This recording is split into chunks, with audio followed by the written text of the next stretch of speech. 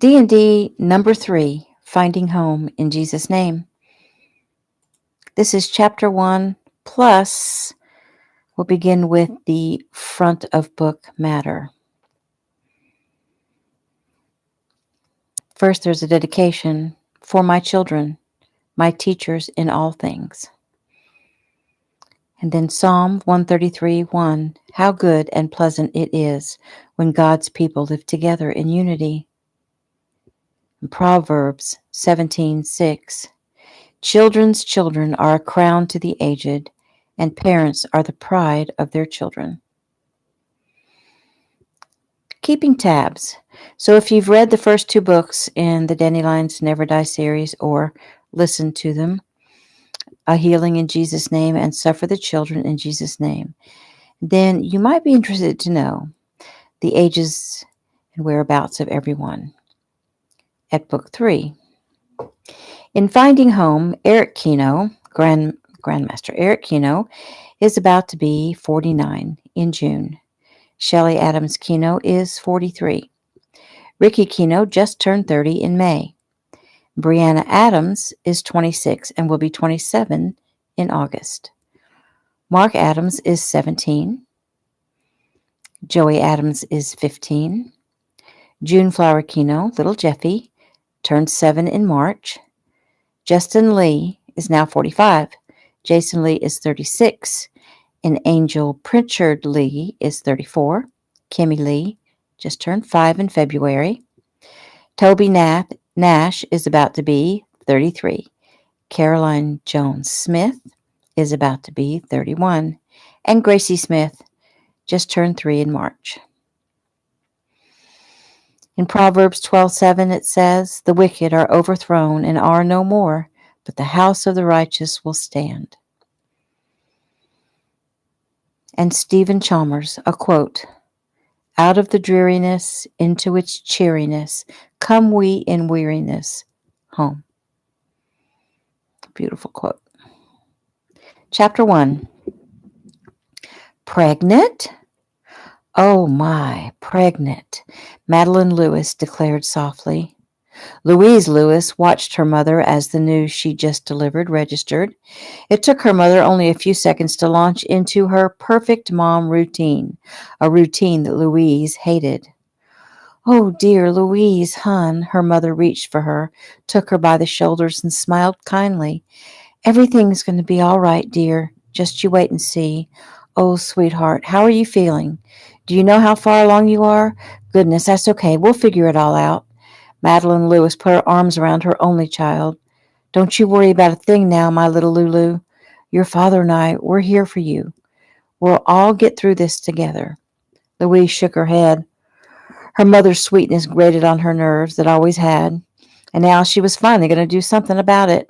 She was going to get the heck out of Dodge. She pulled away from her mother's hug. No, Mom, we won't all get through this together. I'm the one that's pregnant. Well, who's the father? Does he know what he's done? The question came from her father, and Louise rolled her eyes before she answered. What we did, Dad, we. And it's not like he forced himself on me. Well, does he know? Yes, Dad, he knows. He wants to marry me and spend the rest of his life trying to make me and this child happy, Louise said, her voice laced with sarcasm. Oh, thank goodness, her mother sighed. Louise glared at her. I'm not going to marry him, Mom. I'm not going to marry anyone. But, Louise, don't you think it would be best for you and the baby? No, I don't. Look at the two of you. Do you think I want to live your life? There's nothing wrong with our lives, Lulu. Nothing wrong with being honest, hard-working folks, her father argued.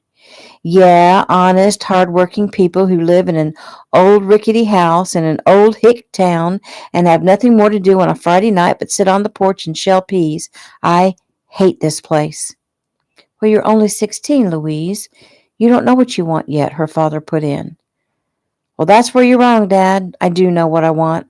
I want to get away from here, away from this house, from this town, from this whole freaking state. Don't you think that would be impossible now in your condition? Realistically speaking, you have to work to eat and to afford a place to live. You just watch me. Lulu, what are you saying? Madeline asked, wringing her hands. Well, let me see if I can spell it out for you. I'm going to have a baby, and I'm not going to marry the father, and I'm leaving here. But, but where will you go? Please, baby, you just have to listen to reason. Your father and I, we love you. We want to take care of you. Let us help you. Her father took her by the shoulders and forced her to look up into his face. Why now, Louise? If you wanted to leave us now, when you're pregnant, and life, why would you want to leave us now when you're pregnant and life is about to get tough? At least wait until after the baby is born. Are you kidding me? How dumb can you be, Dad? Look, this pregnancy is just something that happened, but I can deal with it. Her mother put her hands to her heart. Oh, Lulu, don't tell me you plan to... What? Have an abortion? No, I'm not. I've decided to keep the kid.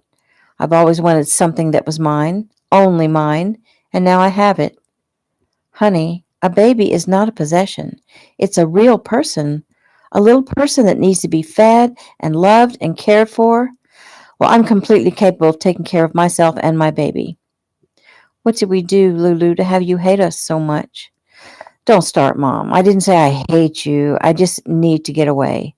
I need to get out of this hick town. The only things that drive and thrive in Middle Georgia are the mosquitoes. When I went to Atlanta for that student conference and people asked me where I'm from, no one had ever heard of Pine Forest. I have to get away. Do you realize we don't even have a movie theater? We have 2 grocery stores, a Dairy Queen, and a Family Dollar. First of all, we're exaggerating. And secondly, can't you wait? Her father asked. Look, I understand, baby girl, that you're feeling a little oppressed. I understand your need to get out and experience the world, but can't you wait just until this baby is born and you graduate from high school and until you... Stop. I'm not waiting another year and a half. I'm not waiting another week and a half. I'm out of here. But Lulu, honey, her mother cried, school is about to start.